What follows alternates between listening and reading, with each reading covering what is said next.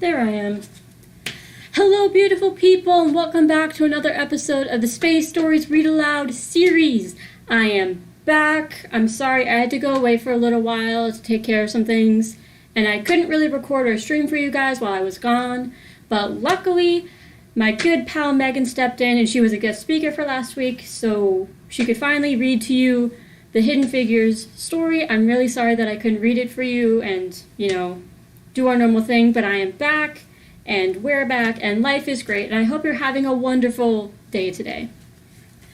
So, today I am going to be reading Cat in the Hat, There's No Place Like Space by Tish Rabe. So, without further ado, let's get started. Alright, there's no place like space. Okay. Here we go. I am the Cat in the Hat, and we're off to have fun. We'll visit the planets, the stars, and the sun. There is no place like space. I will prove it to you. Your mother will not mind at all if I do. Jump in! Here we go! We will fly up so high we can dance on the moon and play games in the sky. We will swing past the stars, and in case you've missed them, you'll soon see the planets in our solar system. There are 8 of these planets that circle the sun, and soon you'll be able to name every one.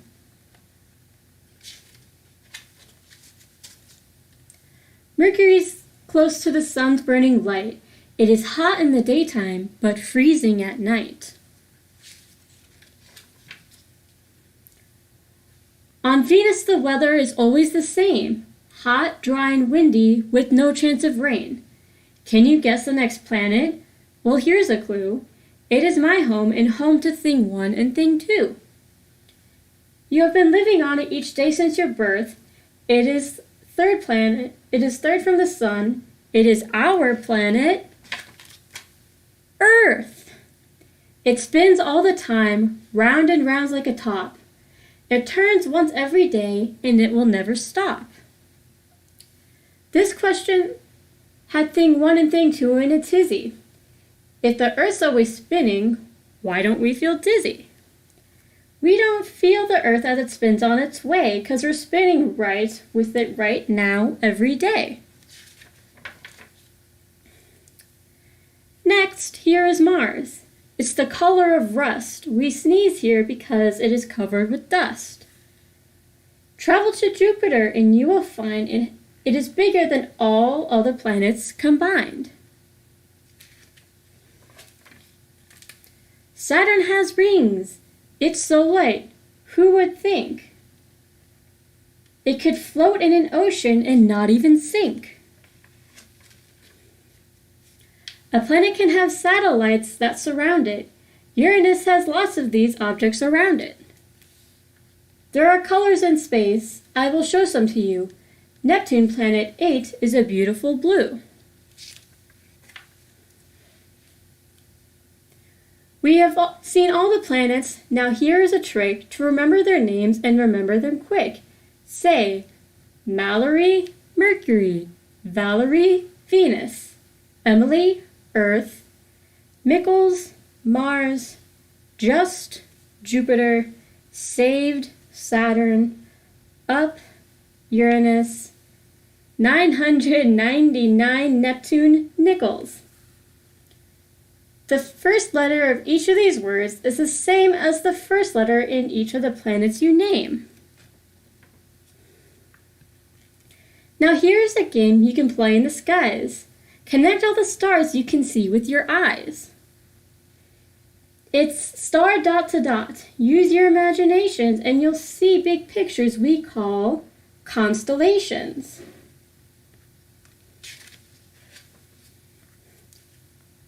A star in the sky may look small like a dot, but it's really a big glowing ball and it's hot.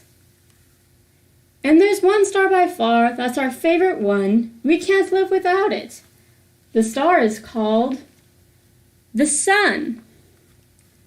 From the Earth, it looks big. There was one reason why. It's the closest to Earth of all the stars in the sky. But be careful and never look right at the sun. Your eyes would get hurt, and that would not be fun. How big is the sun? We just heard right this minute 1,000,000 of our Earths could all fit it right in it.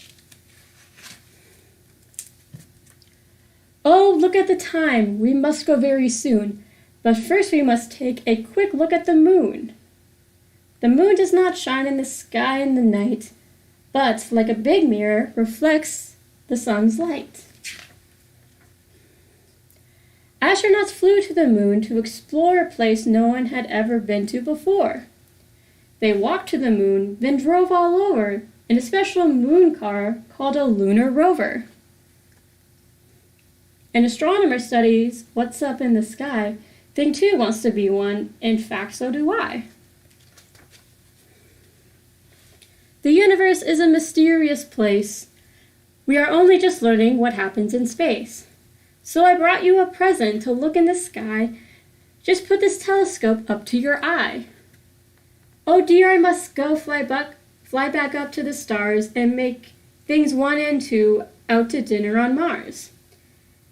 But there's lots to discover, and it might be you who looks up in the sky and finds something that's new. And that is the end of this story. I hope you really enjoyed it. And now it is time to draw what story we'll be reading next. I don't have my witch's cauldron anymore because unfortunately Halloween's over. It's not October, it is November, and Thanksgiving is next week. So instead of a cauldron, I have a hat, which seems appropriate because it's getting cold here. If you haven't felt it, I have definitely felt it. So, here we go. This one. Next week, we are reading Astronaut Living in Space by Kate Hayden. So that's what we are reading next week. Thank you guys so much for tuning into this episode. I missed you guys so much, and it's great to be back. And I hope you have a wonderful rest of your day and a great week, and I will see you next time. Bye-bye!